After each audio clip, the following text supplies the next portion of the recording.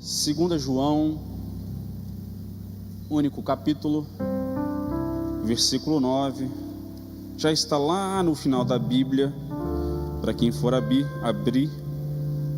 Apocalipse, voltando, Judas, 3 João, 2 João.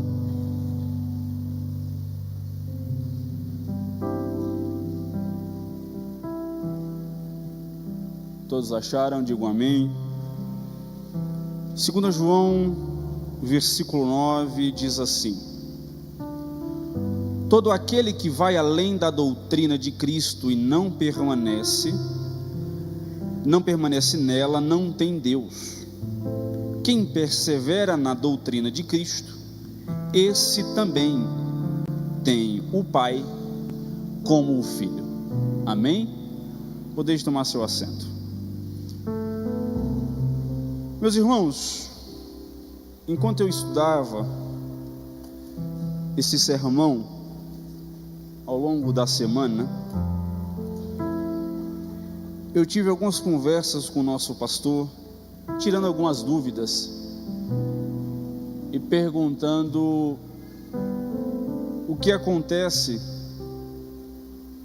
com aqueles que ministram a palavra e não se atêm à sã doutrina de Cristo, onde eles acabam aplicando mais aquilo que eles pensam do que necessariamente aquilo que a palavra está falando, onde é uma linha muito tênue, é muito fina, é muito cuidadosa em eu falar somente aquilo que eu acho e não estar necessariamente falando aquilo que a palavra e a doutrina de Cristo está falando. E eu falei com o nosso pastor, eu falei assim: aqueles que pregam fora daquilo que a palavra está falando, muitos deles acreditam fielmente que a palavra está falando aquilo que eles acham que estão falando. E o que faz de mim alguém que acha que estou certo, talvez não esteja errado? O que faz de mim alguém que acha que está falando o que a Bíblia está querendo falar, mas estou falando aquilo que eu penso? E eu tenho muito temor, porque eu não quero falar aos irmãos aquilo que eu simplesmente acho, mas quero falar aquilo de fato que o texto deseja falar aos nossos corações. E ele simplesmente me deu uma resposta que eu não sei se me agradou muito, mas foi a que ele me deu. É entender que se aquilo que eu falo não se afastar claramente das palavras de Jesus, eu estou no caminho certo. Então que eu possa ter cuidado em falar a vocês a sã doutrina, e que de alguma maneira vocês possam ter cuidado em ouvir a sã doutrina e compreendê-la. O meu pedido a Deus foi que possamos, que não seja um culto de barulho, não um barulho externamente, mas que seja um culto onde os nossos corações desejem compreender, aprender e transformar segundo a sua palavra. Então, diante disso, nesse sermão, seguindo a nossa linha de raciocínio, temos como título a prática do zelo, da firmeza e da fidelidade à doutrina. Portanto, aí com vocês no esboço, devemos entender que por mais que queiramos ou vivemos em tempos modernos, diferente das gerações que se passaram em nosso meio e que se passaram ao nosso redor, Deus ainda permanece o mesmo. Vamos ver que as nossas práticas de culto se diferenciam um pouco da tradição que foi estabelecida ao longo dos anos, das décadas, dos séculos. Vamos ver que alguns tradicionalismos mudaram, mas Deus ainda permanece o mesmo. A gente vê que o local de culto se diferencia de país para país, de estado para estado, de cidade para cidade, de igreja para igreja, mas Deus ainda permanece o mesmo. Vamos ver que existem algumas linhas de raciocínio sobre algumas nuances da palavra de Deus, mas Deus ainda permanece o mesmo. Embora o mundo moderno negue a vontade soberana de Deus, e muitas vezes a igreja tem a vontade ou a necessidade de dar ouvido mais àquilo que o mundo expressa do que Deus através da sua palavra, Deus ainda assim permanece o mesmo. A Bíblia nos diz que Deus é o mesmo ontem, hoje e será o mesmo para sempre, em toda a eternidade. Vamos compreender que o crescimento da igreja no Antigo Testamento, ela cresceu, a igreja no Novo Testamento, a igreja primitiva, ela cresceu, desenvolveu e tem como destaque o ensino doutrinário. Foi assim que ela conseguiu um crescimento constante diante de todos os avanços e perseguições que a igreja sofreu. Veja que a igreja primitiva, ao longo do passar dos anos, ela sofreu perseguições, ela foi perseguida em estádios, ela foi morta por perseguidores romanos, judeus, aqueles que não confessavam a mesma fé, e mesmo assim, a Bíblia diz que a igreja, ela cresceu e a palavra foi pregada a todos os cantos daquele lugar, daquela terra, daquele momento. Todos os povos ouviram a palavra de Deus, e não houve alguém que não tivesse escutado a palavra e a sã doutrina de Cristo. E ela foi destacada justamente pelo ensino sistemático da palavra. Ela culminou em se aprofundar na palavra e na doutrina e enfrentar os falsos ensinos e heresias, ao contrário de muitos de nós nos tempos que estamos vivendo.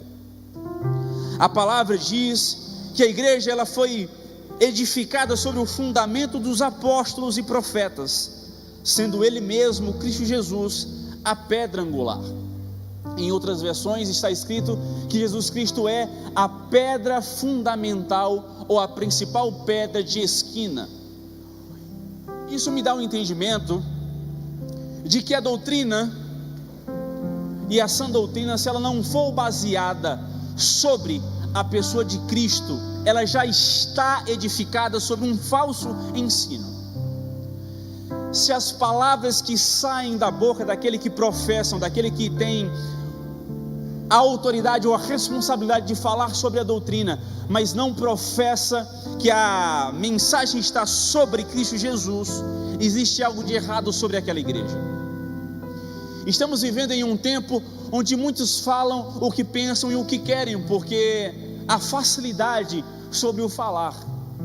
Vemos que muitos têm a oportunidade de usar a internet e falar aquilo que pensa, e muitos estão seguindo falsos ensinos justamente porque não têm um entendimento sobre o que é a sã doutrina. Certa feita eu falei com o nosso pastor, e foi por isso também que surgiu a ideia de falarmos sobre a nossa declaração de fé. Falei assim: pai, nosso pastor, meu pai, o senhor já parou para perguntar a alguns membros da nossa igreja o que é a sã doutrina? E ouvida uma resposta delas, elas vão devagar ou não saber responder. Existem muitos novos convertidos que se nós perguntarmos o que é a doutrina da Trindade, não vão saber responder. O que é a doutrina do batismo no Espírito Santo, o batismo nas águas, quem é Deus, quem é a pessoa do Espírito Santo, e nós não saberemos responder, porque muitos de nós estamos procurando nos aprofundar em vídeos curtos no Instagram, e não estamos nos aprofundando na palavra de Deus. Veja que o propósito da doutrina cristã não é simplesmente ser um mero livro de regras, um mero livro como o livro de defesa do consumidor que fica aberto no balcão para que o consumidor, se chegar, possa ter um livro e entender. E pasme, nem aquele que coloca o livro sabe o que é o livro do consumidor, e nem o consumidor nunca leu o livro do consumidor. E muitos de nós estamos lidando com a palavra de Deus como um mero livro, onde se precisar eu abro, mas só se eu precisar. Onde em momentos de dificuldade eu abro aleatoriamente um livro, coloco o dedo e diz: essa é a palavra de Deus para o meu dia. Mas nós não estamos gastando o nosso tempo para aprender, porque estamos tratando a sã doutrina e a Bíblia como um mero livro de regras. E já ouvimos aqui através do nosso pastor que a ideia de Jesus não era meramente ser uma religião, mas o cristianismo tem como objetivo ser um estilo de vida. É muito claro quando nós vemos atletas, e sabemos que são atletas justamente porque eles têm um estilo de vida que refletem uma vida de atleta. Estamos agora vivendo as semanas das Olimpíadas. Atletas que treinam, trabalham, comem, vivem, respiram, dormem, pensando e vivendo um estilo de vida para que possam ter a oportunidade de chegar no pódio e ter uma medalha. Trazendo a nossa realidade, seria basicamente dormir, acordar, comer, viver, respirar, para que possamos chegar no pódio, chamado céu. Termos a oportunidade de termos a eternidade vivendo diante de Cristo. Esse é o pódio do cristão. Só que para isso é viver um estilo de vida que reflete a vontade de chegar lá.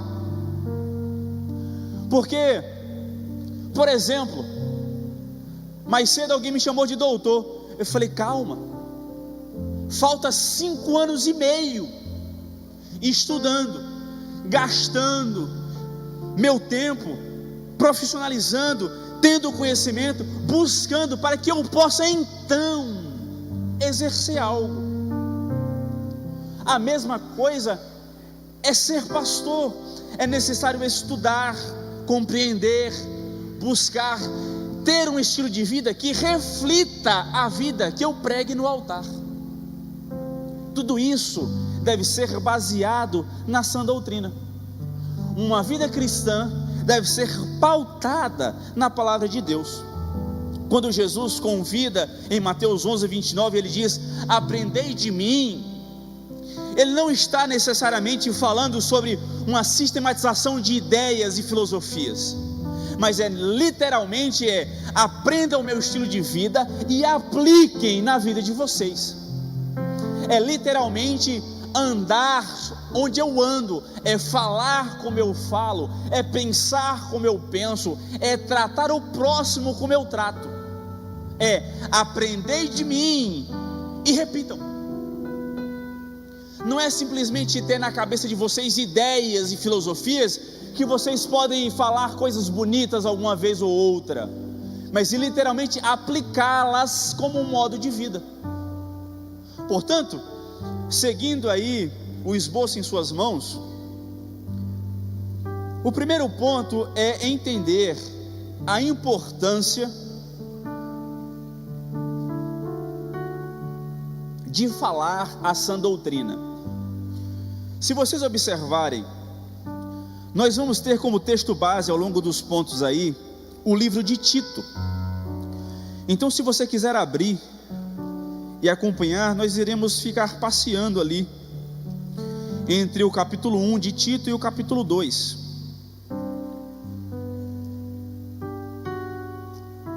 Eu achei muito interessante a carta de Paulo a Tito, porque é interessante como Paulo, ele traz uma exortação prática do que é a vida cristã. E aqui, no primeiro ponto, Paulo escreve a Tito no capítulo 2, versículo 1, exatamente assim. Para quem está procurando Tito, é logo depois das cartas de Paulo a Timóteo, 1 Timóteo, 2 Timóteo, em seguida Tito. Capítulo 2, verso 1 diz assim: tu, porém, fala o que convém à sã doutrina. Ao dar esta ordem a Tito, Paulo está ensinando a igreja sobre o que a igreja deve falar.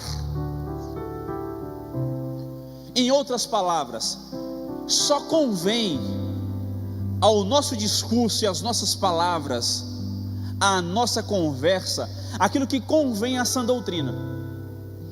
O que Paulo está dizendo a Tito é que não é somente no ato de pregar que você fala o que convém à sã doutrina. Quando Paulo fala sobre falar aqui, é literalmente também em contextos pessoais. O que Paulo está dizendo a Tito é em que em sua conversa, em que em sua fala, em que em seu dia a dia como vivência humana de pessoa, com seus familiares, com seus amigos, no seu caminhar, na sua vida, fale somente aquilo que convém à doutrina. Isso já nos diz muito como igreja, seja como igreja comunidade, seja como igreja corpo, é que só devemos falar sobre aquilo que convém à sã doutrina. Isso já reduziria muito palavras desnecessárias que lançamos todos os dias, porque fala muito sobre nosso estilo de vida, fala muito sobre o que falamos aleatoriamente, sem pensar. Se nós pensarmos e exercermos aquilo de falar somente aquilo que convém à palavra, vamos mudar muito nosso estilo de falar durante o dia, a maneira que nós falamos com nossa esposa, a maneira que nós falamos com o nosso marido, a maneira que nós falamos com nossos filhos, a maneira que falamos no trabalho, as palavras que lançamos audivelmente de maneira torpe. Por quê? Porque muitas vezes em nossa vida não falamos somente aquilo que convém à palavra de Deus. Eu não estou dizendo para exercer literalmente somente pregação em nossa vida, mas é literalmente aquilo que fala através da nossa boca, literalmente está corroborando com a ideia que a Bíblia fala. É literalmente eu lançar palavras que não são opostas àquilo que a Bíblia e a sã doutrina manda ou nos diz como conduzir as nossas palavras. Interessante que o termo porém aqui, no texto de Paulo, no livro de Tito, capítulo 2, versículo 1, o termo porém indica uma volta da atenção aos mestres da época que eram corruptos, que espalhavam fábulas, coisas vãs e inúteis. Portanto, Paulo diz a Tito: porém, desta maneira, em oposição às falsas doutrinas, aos falsos ensinos, às conversas vãs, se oponha de que maneira? Falando somente aquilo que convém à sã doutrina. A maneira que a igreja combate o falso ensino não é discutindo o falso ensino, mas é falando aquilo que convém ao verdadeiro ensino baseado na sã doutrina. Eu não discuto o falso ensino, mas eu me oponho ao falso ensino, corroborando nas minhas palavras de discurso a sã doutrina. Portanto, a igreja deve se opor ao falso ensino, entendendo o verdadeiro. E não tem como nos opormos ao falso ensino se não entendermos, se não procurarmos aprender o verdadeiro. Não tem como eu saber o que é falso se eu não me debruço naquilo que é verdade. O objetivo da nossa declaração de fé, da série de mensagens, é literalmente a nossa igreja aprender a Bíblia, é crescer e desenvolver baseado em sua palavra. Para quê? Para que se chegamos ou formos alcançados por falsos ensinos, que o seu coração não seja alcançado por aquilo que é falso, mas que você tenha a compreensão de se comportar como alguém que entende a verdadeira essência, a sã doutrina. Amém? Veja, no seu texto eu coloquei como textos adicionais, e eu coloco aí Tiago capítulo 1, versículo 22 a 27, que diz assim: tornai-vos, pois, praticantes da palavra e não somente ouvintes, enganando-vos a vós mesmos. Porque se alguém é ouvinte da palavra e não praticante, assemelha-se ao homem que contempla num espelho o seu rosto natural, pois a si mesmo se contempla, e se retira, e para logo se esquece de como era a sua aparência. Mas aquele que considera atentamente na lei perfeita, lei da liberdade, e nela persevera, não sendo ouvinte negligente, não sendo somente aquele que escuta, mas operoso praticante, mas aquele que pratica verdadeiramente, este será bem-aventurado no que realizar. Tiago continua: se alguém supõe ser religioso, deixando de refrear a língua, antes enganando o próprio coração, a sua religião é vã, é desnecessária. A religião pura e sem mácula para com o nosso Deus e Pai é esta: visitar os órfãos e as viúvas nas suas tribulações, e a si mesmo guardar-se incontaminado do mundo. Quando nós somos praticantes e não meramente ouvintes da sã doutrina, nós temos a compreensão que são precisas e eficazes para nós. Nós nos tornamos bons, santos. Dessa maneira, assim o crente deve ser, não somente ouvinte, comparado àquele que se olha no espelho e não lembra do próprio rosto. Assim é aquele que escuta a doutrina e não a pratica. É alguém que engana o próprio coração. Por isso a importância de pregar e entender a sã doutrina. Por quê? Porque se eu entendo e a pratico, nisso eu sou bem-aventurado. Tudo aquilo que eu operar será bem realizado. Por quê? Porque eu não sou meramente ouvinte da sã doutrina. O que é isso? Em outras palavras, não somos somente pessoas que escutam o que eu estou falando essa noite e não estudam depois para praticar. Em outras palavras, não faz sentido estarmos esta noite aqui sentados, gastando o seu tempo me ouvindo falar sobre a sã doutrina, e eu e você não aprendermos e colocá-la em prática. É uma perca de tempo minha e sua, se não aprendermos e colocarmos em prática. É o que Tiago está dizendo. Portanto, a importância de falar a sã doutrina precede o ato de eu compreendê-la e praticá-la. Efésios 4, versículo 29, é uma atenção e uma chamada para nós, porque Paulo diz: não saia da vossa boca nenhuma palavra torpe, e sim unicamente a que for boa para edificação, conforme a necessidade, e assim transmita graça aos que ouvem. O que Paulo fala a Tito é: fale somente aquilo que convém à sã doutrina. E Paulo diz aos Efésios: não saia da sua boca a palavra torpe, mas somente aquilo que transmita graça a quem ouve. Isso chama atenção a nós, e deve chamar atenção a nós, porque devemos pensar sobre tudo aquilo que nós falamos, e há o entendimento daqueles que ouvem aquilo que nós falamos. Porque muitos de nós temos a compreensão de que eu não me importo com o que o outro pensa, mas a palavra diz que o outro deve sentir graça através das palavras que saem da minha boca.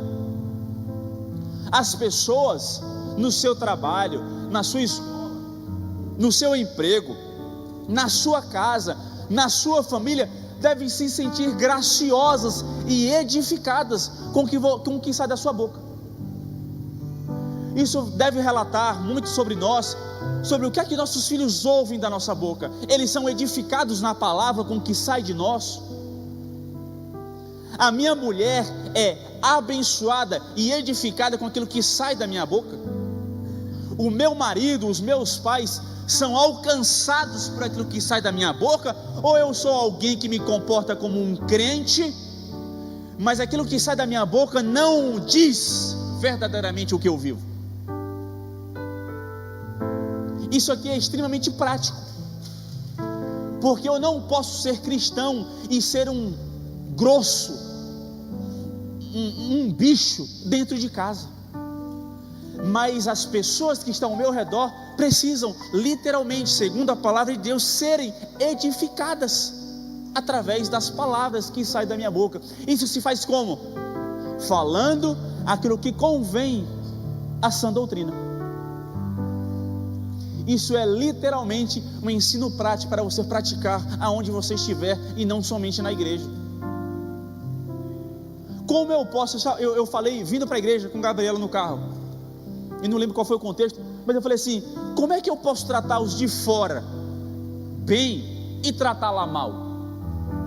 Porque hoje à noite, quando a gente sair da igreja e chegar em casa, vai estar eu e ela, de porteira fechada, só de dentro, eu, ela e Arthur. Como eu posso não edificar a minha casa e estar diante de vocês falando de Deus, edificando a igreja, se precocemente eu não edifiquei em casa?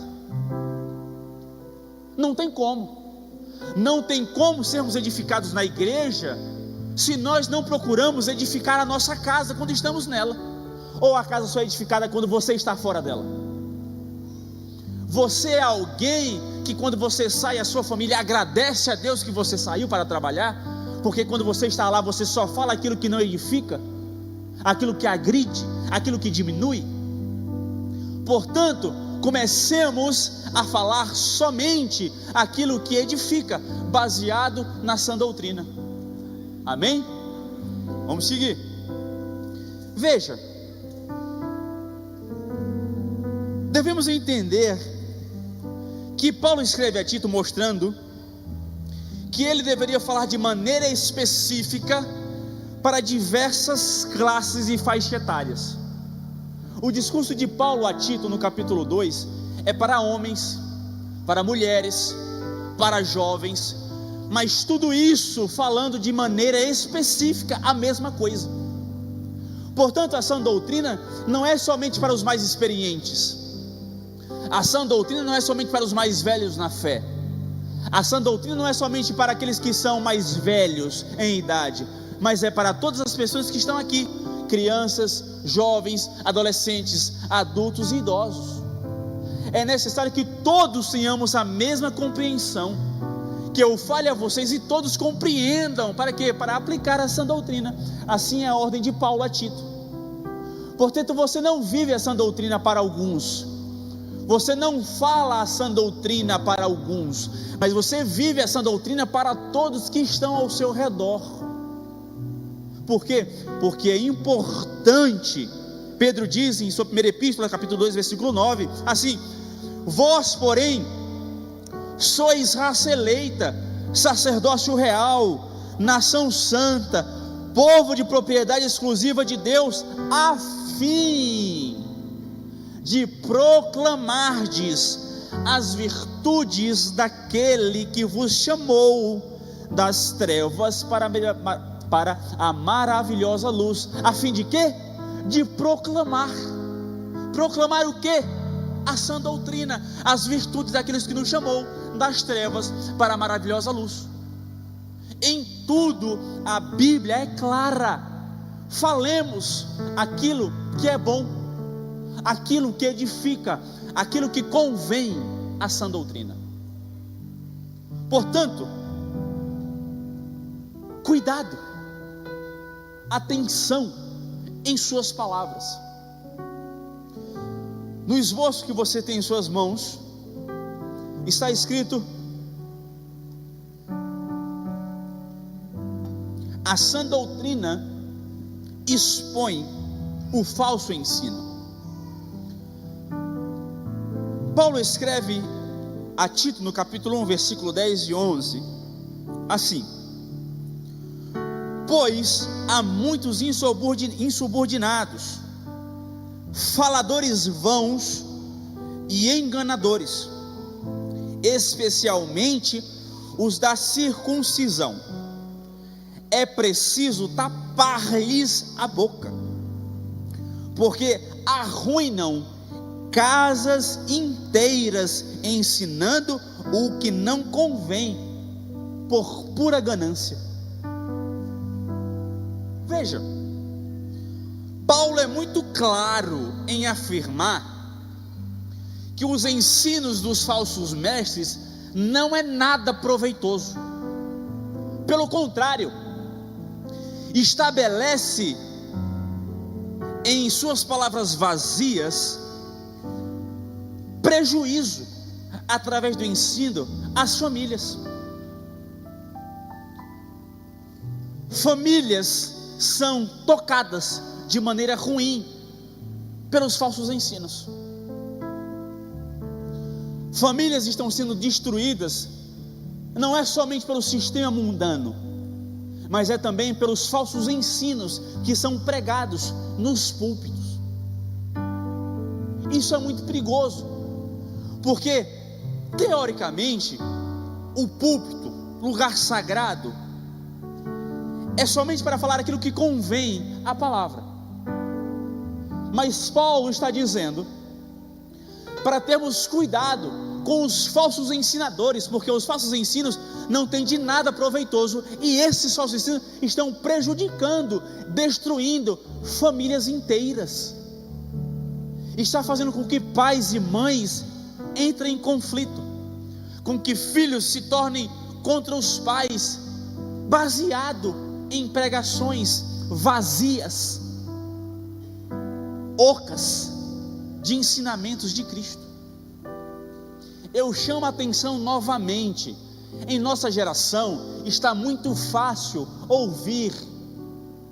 Se você botar no YouTube pregação, aparece milhares, mas você não sabe às vezes quem está escutando.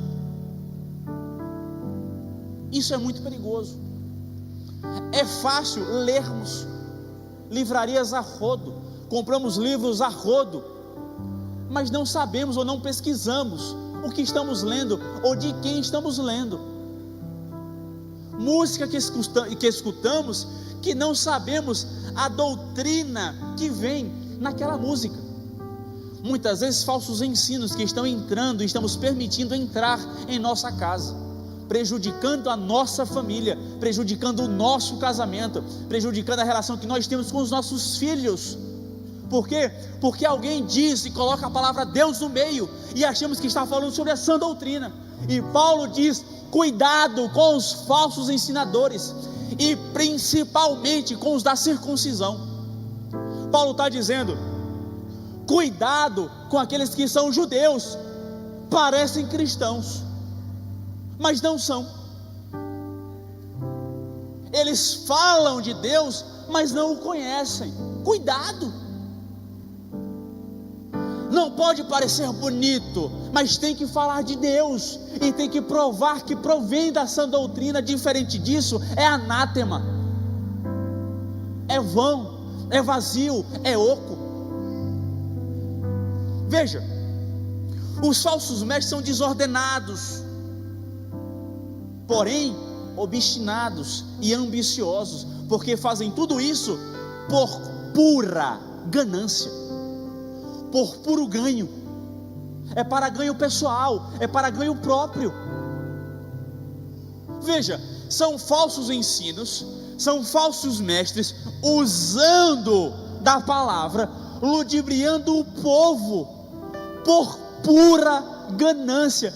Diz se não é exatamente o que nós vivemos hoje.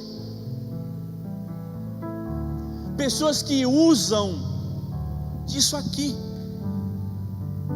para ludibriar o povo, usando a Bíblia por pura ganância. E sabe o que acontece?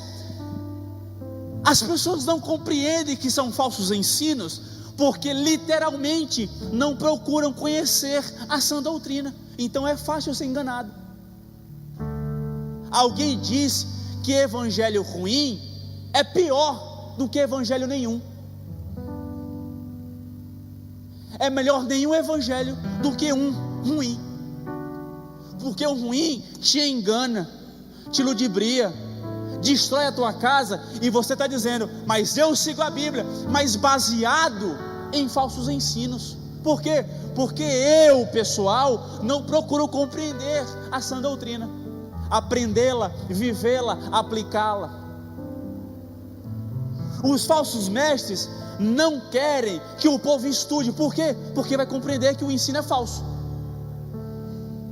E o que a gente mais quer é que nós, eu e você, possamos nos tornar uma igreja que lê, estuda e vive a palavra de Deus.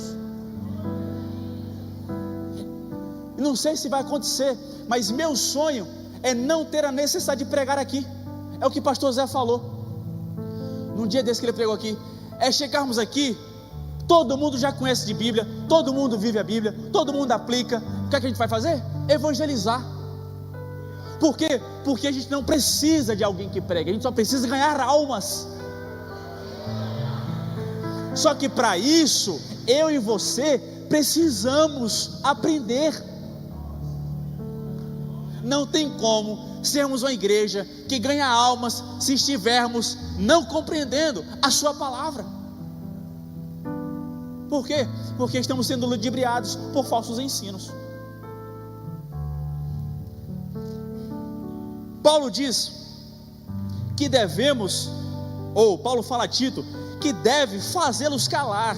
Obviamente Tito não podia fazer por força física, mas é pela convicção nossa que eu faço, que você faz, os falsos mestres se calarem.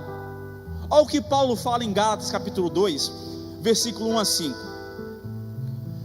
14 anos depois, subi outra vez a Jerusalém com Barnabé, levando também a Tito. Portanto, é a carta de Paulo a Tito, expressando na prática a vivência dele em Gálatas. Subi em obediência a uma revelação, e lhes expus, é Paulo pregando o evangelho que prego entre os gentios aos judeus, mas em particular aos que pareciam de maior influência, para de algum modo não correr ou ter corrido em vão.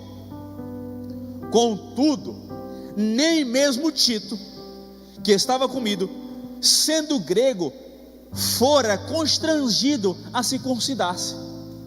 O contexto aqui é que as autoridades de Jerusalém, enquanto estavam com Paulo, estavam obrigando o discurso de circuncidar. Só que a circuncisão era para o tempo da lei aos judeus, e os judeus, falsos cristãos, ainda estavam querendo aplicar a lei durante a liberdade, vivendo agora em Cristo Jesus. E Paulo diz, nem mesmo Tito, estando comigo, foi constrangido a circuncidar-se, e isto por causa dos falsos irmãos que se entremeteram com o fim de espreitar a nossa liberdade que temos em Cristo Jesus e reduzir-nos à escravidão. Em outras palavras, Paulo está dizendo que nesse contexto estavam querendo obrigá-los a voltar à lei e não viver a liberdade, mas agora viver como escravos. E eles não foram constrangidos, e Paulo conclui, aos quais nem ainda por uma hora nos submetemos, para que a verdade do evangelho permanecesse entre vós. Em outras palavras, nem por um momento eu, Paulo, Barnabé e Tito cedemos. A gente não cedeu a nossa convicção de liberdade em Cristo. A gente não cedeu a sã doutrina para agradar a quem queria impor sobre nós uma nova escravidão. Em outras palavras, a vocês, estamos tão convictos naquilo que acreditamos, estamos tão convictos na palavra de Deus, que alguém não vai impor sobre você um jugo de escravidão. Por quê? Porque você está convicto, baseado na palavra de Deus.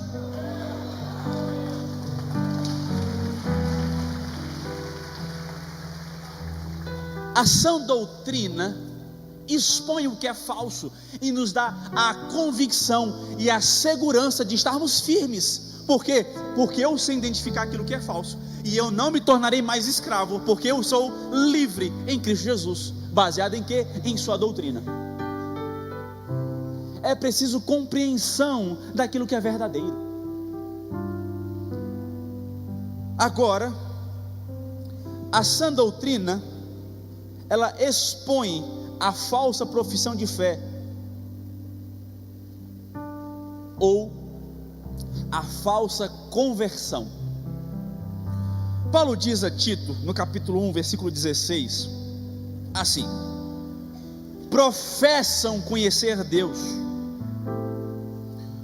mas negam-no pelas suas obras, sendo abomináveis, desobedientes e reprovados para toda boa obra. Paulo está dizendo que professavam conhecer a Deus, mas em seus atos o negam, e esses são considerados, não é eu, são considerados abomináveis. Abominável é aquilo que eu quero distância, é aquilo que eu não quero perto de mim, aquilo que eu devo odiar, ter abominação. Esses que professam conhecer a Deus, mas não praticam em suas obras, esses são desobedientes e são reprovados para toda boa obra. Vocês entendem o que literalmente Paulo está dizendo aqui? É que aqueles que dizem com a sua boca que confessou a Deus, mas os seus atos não professam isso, não caracteriza uma verdadeira conversão, esse é abominável. O que eu quero dizer para você é que se você vive uma conversão em Deus, mas os seus atos não professam a sua fé em Deus, tem algo de errado. A sã doutrina revela uma falsa conversão, uma falsa convicção. Interessante é que pessoas estão sendo enganadas, estão crendo que são salvas, professando conhecer a Deus, sem nunca de fato o terem conhecido.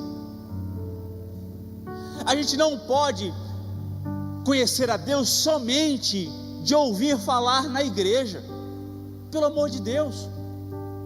A gente não pode conhecer a Deus somente de ouvir o próximo dizer que tem um relacionamento com Deus, mas você não.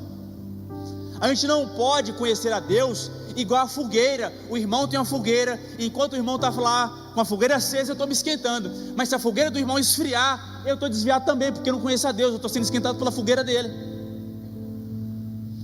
A gente aqui precisa desenvolver uma relação com Deus. Para mim é muito difícil falar sobre isso, porque eu não sei explicar de maneira clara, objetiva e entendível, se é que existe essa palavra, o ato de criar e estabelecer um relacionamento com Deus. É necessária oração, é preciso gastar tempo com Deus, não tem outro segredo. Veja, é com muito cuidado que eu falo isso. Conhecer a Deus não é colocar no YouTube mensagens de 24 horas e escutar todas, porque você está somente ouvindo falar sobre Deus. Conhecer a Deus não é somente ler livros que falem sobre Ele. Conhecer a Deus é literalmente gastar o próprio tempo com Deus e procurá-lo. Esse é o único caminho, não tem outro segredo, gente, é gastar tempo com Ele. Já falei e repito, estou com Gabriela há 11 anos, mas como é que eu poderia ter um relacionamento com ela, se eu não convivesse com ela? Como é que eu poderia ser casado com ela, se eu vivesse um casamento separado? Como é que eu poderia ter um relacionamento com meu filho, se eu não tivesse convivência? A mesma coisa, claramente, objetivamente, é um relacionamento com Deus. eu não posso conhecê-lo sem gastar tempo com ele. E a sã doutrina nos ensina como buscá-lo, através de tempo em oração, diante da sua presença. Portanto, uma falsa conversão é literalmente o perigo de viver como aqueles que disseram que conheceu a Deus, mas Deus vai dizer assim: eu nunca vos conheci. Mateus 7, 21 e 22. Eu professei o teu nome, eu preguei o teu nome, eu vivi no teu nome, mas eu direi: eu não vos conheço. Não adianta louvar de mão levantada, pregar de voz audível, aparentar uma vida nas redes sociais, se em minha intimidade eu nunca me apresentei diante de Deus. Chegará o dia que Jesus falará a frase mais triste que alguém que vai para o inferno escutará: eu não te conheço. E a doutrina é clara, é isso que vai acontecer. Não é que alguém vai ser pegado de surpresa, não te conheço, não. Eu estou dizendo desde antemão, através da minha palavra, que aquele que não se apresenta a mim, eu direi diante do meu Pai que eu não te conheço. Não importa se cantou o meu nome, não importa se levantou a mão em meu nome, mas se não se apresentou diante de mim, a doutrina de Deus é clara: direi naquele dia, eu não vos conheço. Ponto. Então, a doutrina de Deus expõe uma falsa conversão. É alguém que só conhece de ouvir falar, alguém que acha que vive, mas não vive de fato. Por isso, a igreja deve falar sobre essa doutrina. Assim, os que são salvos serão confirmados, mas aqueles que são enganados, de duas uma: ou serão transformados pela doutrina porque querem, ou se retirarão por não suportarem a sã doutrina, mas não viverão a vida falsa. É muito simples. Se eu não concordo e se eu não suporto, eu me retiro, e você é livre para isso, porque Jesus fala claramente: aquele que quiser vir após mim, negue-se a si mesmo, tome a sua cruz e siga-me. Em outras palavras, quem não quer, não vem. Portanto, pelo menos a gente aqui não pode dizer que a gente não sabe. Se a gente não viver uma vida diante de Deus, a gente não vai ser pego de surpresa. Ou seremos transformados, ou não se sinta constrangido em se retirar porque você não suporta a sã doutrina. Porque para viver diante de Deus é necessário negar-se a si mesmo, tomar a sua cruz e segui-lo segundo o seu caminho, a sua vontade e o seu desejo. Pouco amém, mas é verdade. Eu sei, culto de doutrina. Nesse mesmo ponto aqui, em Ezequiel 33, 31, está aí no seu esboço, diz assim: eles vêm a ti como o povo costuma vir,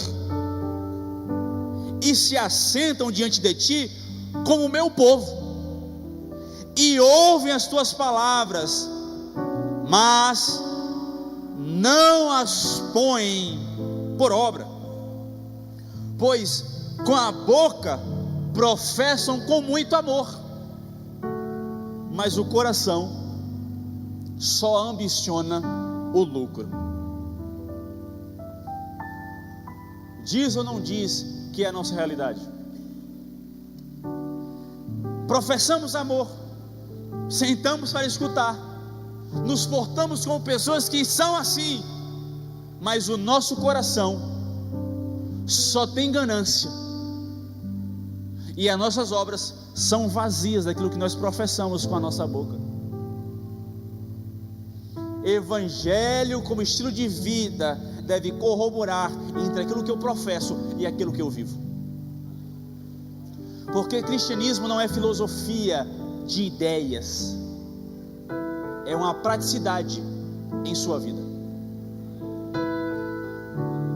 É literalmente viver isso aqui. Não tem outro segredo não. Ah, você vai vencer. Não. É literalmente viver isso aqui, um dia de cada vez. Amém? Veja, para concluir esse ponto, devemos ter antes o cuidado de não apontar os erros dos outros, sem primeiro também examinar a nossa própria vida. Não vamos tirar o cisco do olho do irmão, se antes tirar o travessão do nosso. Em outras palavras, vamos cada um cuidar da sua vida. O que é que acontece? É muito comum em nosso meio, digo, como cristãos, é a gente querer ser cristão e se meter na vida do outro, querer opinar, querer se meter sem ser convidado, querer fofocar. Você está vendo como é que o outro está vivendo? Ei, irmão, antes de tirar o fiozinho de cabelo, o cisco do teu olho do outro, tira o pedaço de madeira, de trave, o travessão do teu. Por quê? Para que não tenhamos um coração mau, infiel, para se apartar do Deus vivo, e possamos viver de maneira sincera, sem escândalo algum, até o dia de Cristo, cheios de fruto da justiça, que são por Jesus Cristo, para a glória e louvor de Deus, segundo Paulo aos Filipenses capítulo 1, versículo 10 e 11. Em outras palavras, antes de apontarmos, tenhamos cuidado, para que vivamos um dia de cada vez, sem escândalo algum, até o dia de Cristo. Sabe o que Paulo está dizendo? Tenham cuidado, todos os dias, um dia de cada vez, para que vocês vivam uma vida sem escândalo, para a glória de Deus Pai. Olha que interessante.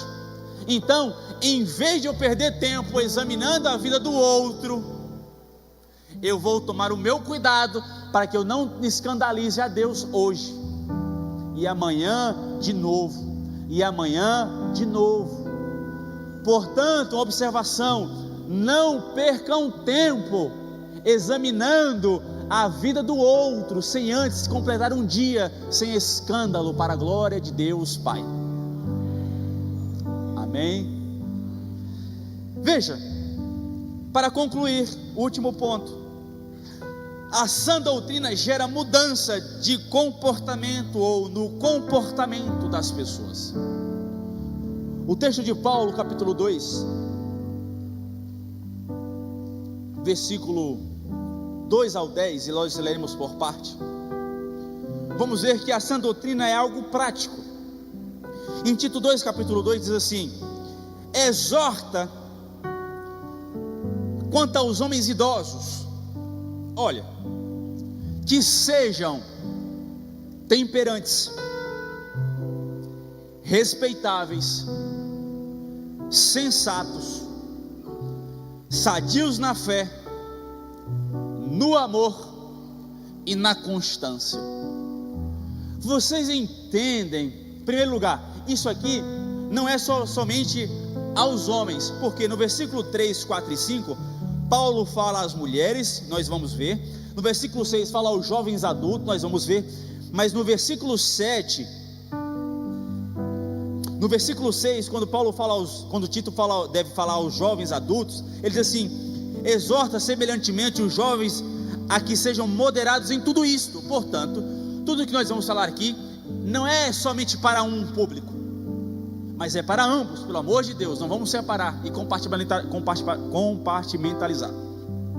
Versículo 2: quanto aos homens idosos, que sejam temperantes, pacientes, respeitáveis, sensatos, sadios na fé, no amor, e em tudo isso sejam constantes. Vem cá, Estamos praticando isso de forma constante? Não me responda, é só para compreensão e pensamento nosso.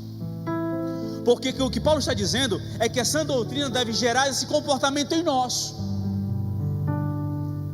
Se um homem não se comporta de maneira respeitável, paciente, sensato, sadio na fé, no amor, e não ser constante, alguma coisa está tendo erro aqui no meio do caminho.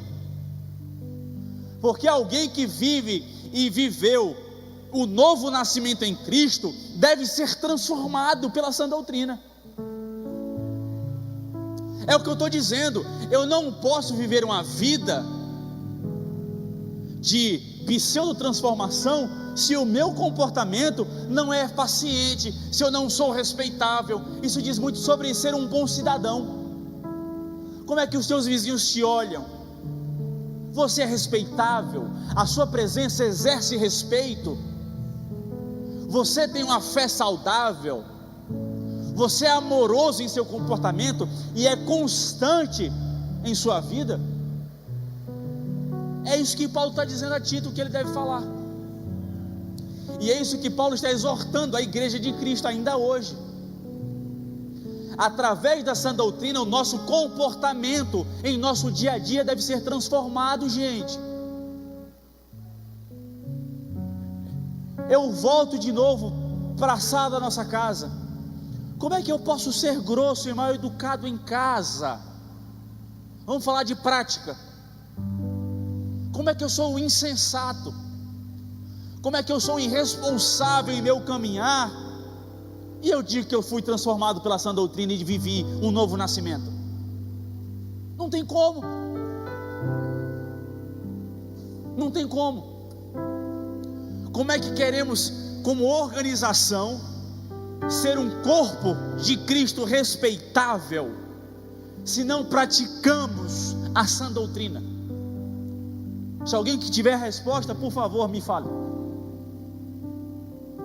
Como é que eu prego a sã doutrina se o meu comportamento não foi alterado e mudado segundo a palavra de Deus? Não é segundo o que eu penso, não é segundo o que você pensa, é segundo a sã doutrina. O que a Bíblia está nos pedindo é que sejamos pessoas respeitáveis, sensatas, sadios na fé, temperantes, pacientes, amorosos, e em tudo isso sermos constantes, um dia de cada vez. Você tem noção de que eu não posso ser sadio na fé de manhã e de noite ser um diabo em casa? Você tem noção que eu não posso ser temperante pela manhã e de tarde eu estou um bicho, um animal com os meus filhos? Você tem noção que não tem como? Eu preciso ser constante o tempo inteiro no meu dia como cristão. É por isso que Paulo fala: orai em todo tempo sem cessar. Por quê? Porque em todo tempo eu tenho que ficar aqui, ó, sendo sadio na fé, temperante, pedindo a Deus graça para eu não ser carnal. Ou vocês acham que todo mundo aqui é santo e anjo? Porque se fosse, já tinha sido arrebatado. Mas o que Paulo está dizendo é que temos essa missão e esse objetivo através da sã doutrina. E vamos continuar. Ser respeitável é ser alguém que é entender que a leviandade ou ser leviano é impróprio para si. Devemos ser serenos, firmes, respeitosos em nosso hábito, em nossa conversa, em nosso comportamento. Deve transmitir respeito. Quando você falta com respeito, você dá brecha para lhe faltarem com respeito, porque você não se comporta de maneira respeitável. Veja,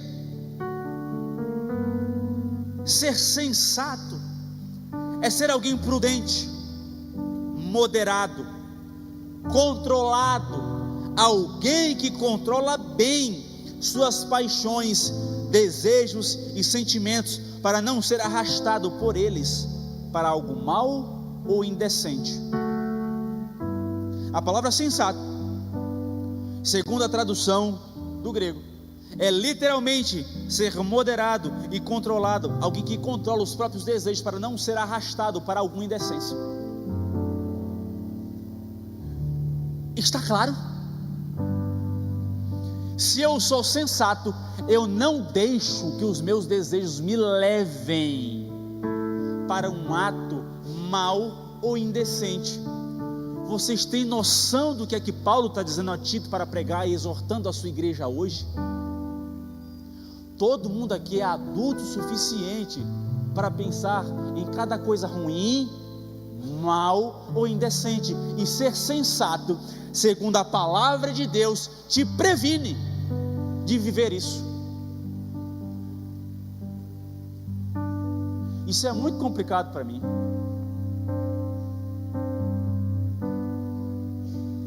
Pastor Zé, com todo o amor, Pastor Zé, gente, abre um parênteses, tá? Estou falando agora com alguém que eu considero muito. É muito complicado, porque vamos lá, eu tenho 28 anos. Na maioria aqui de vocês tem idade de ser os meus pais, meus tios, alguém responsável, e é literalmente eu ministrando sobre ser respeitável, sensato e sadio na fé. Eu coloco sobre mim uma responsabilidade de viver aquilo que eu prego.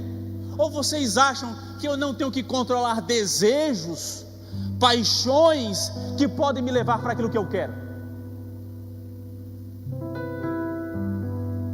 Só que, segundo tudo que eu falei hoje, eu preciso perseverar na sã doutrina, para que eu me coloque em posição de falar a vocês. E isso para mim é difícil. Mas vamos lá. Paulo diz: sadios na fé. Sadio na fé é estar são, curado, estar com boa saúde. Cristãos cujas opiniões estão livres de qualquer contaminação de erro. É o que o significado diz, de alguém que mantém favor e é forte. Vocês têm noção que ser sadio na fé é cujas opiniões como cristão estão livres de qualquer contaminação de erro? É isso que significa ser sadio na fé, segundo a tradução do grego, que é a palavra, não sei pronunciar, o gianino. Significa, a minha opinião, eu estou tão saudável em minha fé, em minha convicção, que os meus pensamentos não são contaminados por um pensamento de erro. Isso é estar saudável em minha fé. Tudo isso alcançado através da sã doutrina, porque ela gera novo comportamento àqueles que são convertidos em Cristo. Vamos seguir. No amor, na caridade, na constância, alguém estável em suas opiniões, alguém que é tolerante em sua opinião. A característica da pessoa que não se desvia do seu propósito e da sua lealdade à fé e piedade, mesmo diante das maiores provações e sofrimentos, é alguém que é constante na fé, alguém que é estável mesmo diante de provações e de privações. Ou somos pessoas que estamos nos comportando de maneira instável quando as coisas vêm para cima da gente, querendo nos engolir. Alguém que tem um novo comportamento em Cristo através da fé, através da sã doutrina, é alguém estável, firme. Por quê? Porque estamos firmes na rocha, que é Cristo Jesus, como nós aprendemos em Efésios 2:20, aquele que é pedra angular, aquele que é pedra de esquina, aquele que é pedra e coluna de sustentação. Pode vir vendaval, pode vir montanha, pode vir gente querer engolir, pode vir vendaval, chuva, tempestade, eu não vou me mover, porque eu estou estável na rocha, que é Cristo Jesus, e só aprendemos isso através da sã doutrina.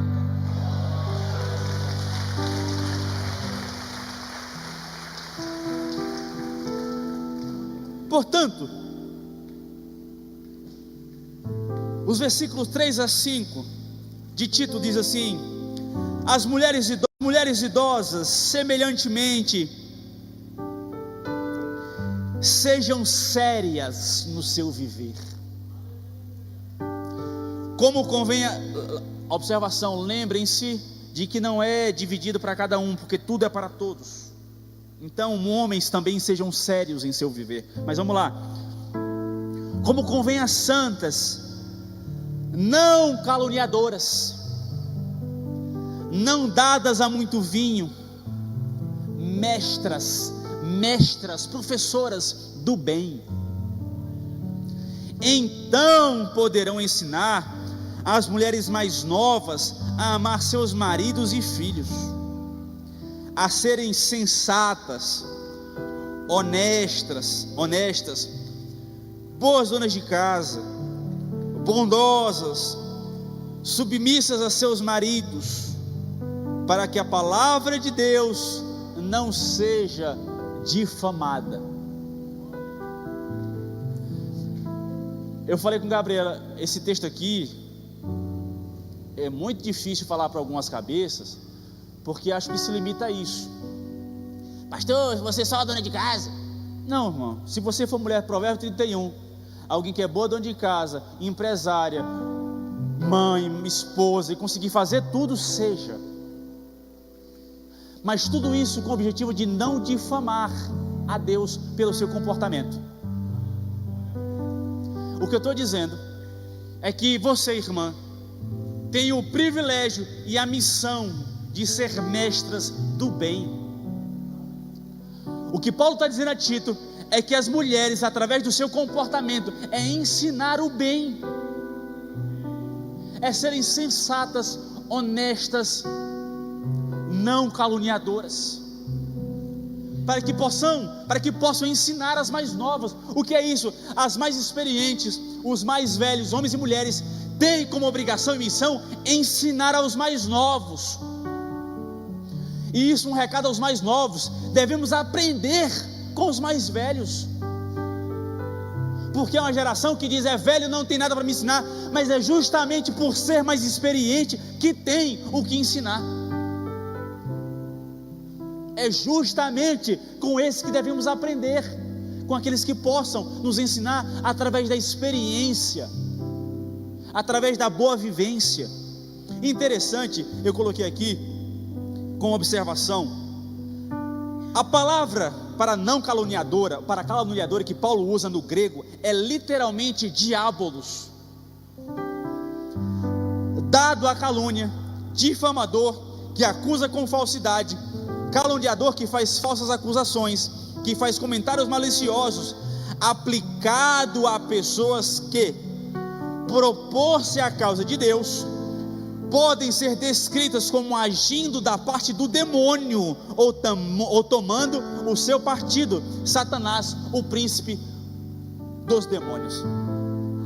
É literalmente o termo que Paulo usa no grego, diabolos, é alguém que se comporta como o diabo, alguém que calunia, alguém que fala mal, alguém que professa caluniações, é alguém que se comporta como o diabo, alguém que fofoca falando mal, alguém que calunia o outro, é comparado com o diabo.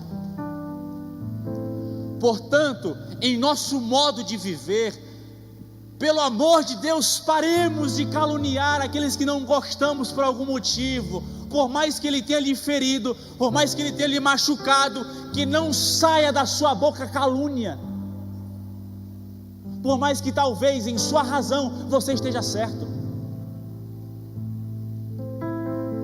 que não saia da sua boca, palavras de calúnia contra qualquer pessoa, que em seu modo de viver não saia palavras ruins sobre qualquer pessoa, maledicência, palavra torpe, falsas acusações, ou até verdadeiras, mas ainda assim se caracteriza como calúnia. a esses são comparados com o diabo. Portanto, um difamador é cuja alguém tem a língua inflamada pelo inferno. Tomemos cuidado. E para concluir,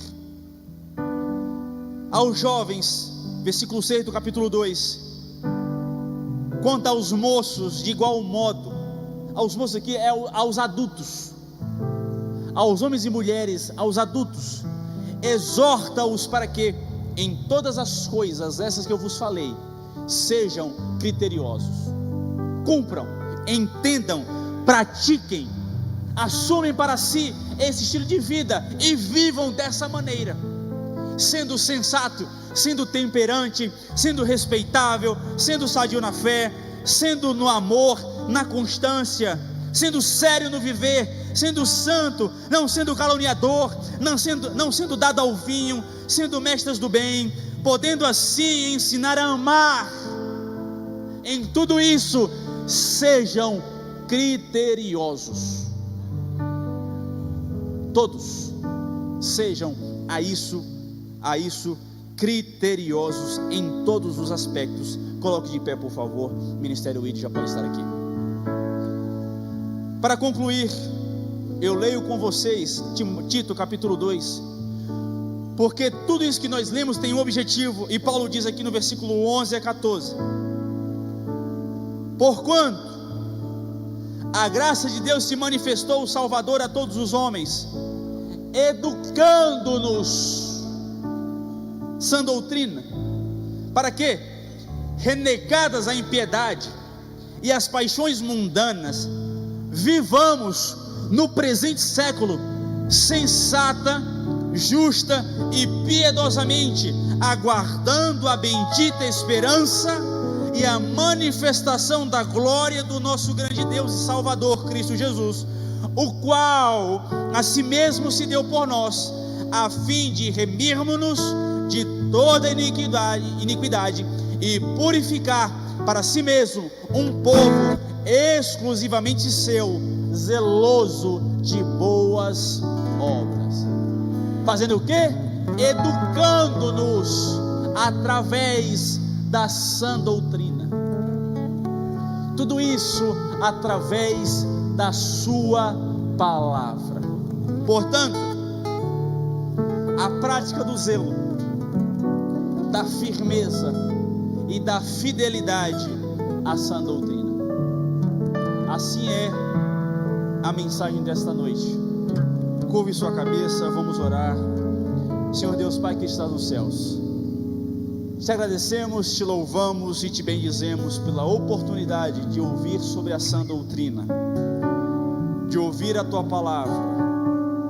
Nos permita te pedir, gera em nós transformação, gera em nós entendimento, gera em nós desejo de aprender mais acerca da sã doutrina, e não somente ouvi-la, mas praticá-la segundo o teu querer, a tua vontade e o teu caminho. Assim te louvamos e te agradecemos em teu nome. Amém.